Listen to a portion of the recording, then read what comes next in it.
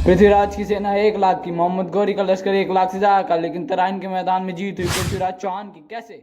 आखिर गौरी था कौन और उसका भारत से क्या लेना देना?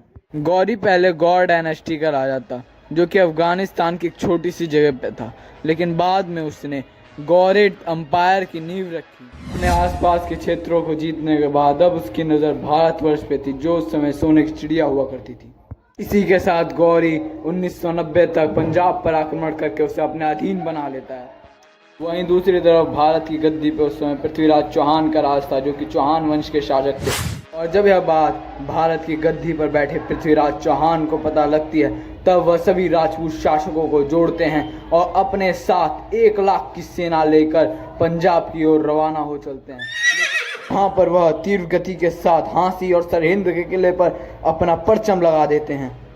इसी बीच पृथ्वीराज चौहान को पता लगता है कि उनके खुद के राज अनहिलवाड़ा में विद्रोह उठ चुका है, जिसके बाद वह पंजाब से अनहिलवाड़ा की ओर निकलते हैं और विद्रोह को कुचल देते हैं। इसी बीच मोहम्मद गौरी ने पीछे से आकर सरहिंद के किले पर अपना झंडा गाड़ दिया होता है।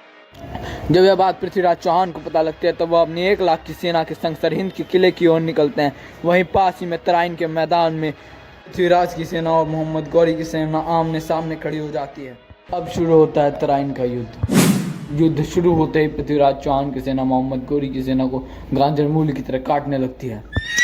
इसी बीच मोहम्मद गौरी को चोट लग जाती है और वह अपने घोड़े से गिरने ही वाला होता है कि उसका एक सैनिक आकर उसे बचा लेता है और उसे मैदान के बाहर लेके चले जाता है। बिना सुल्तान की सेना में खलबली मच गई और सेना भागने लगी, और उस भागती हुई सेना को पृथ्वीराज चौहान की सेना ने 80 मील तक खदेड़ा।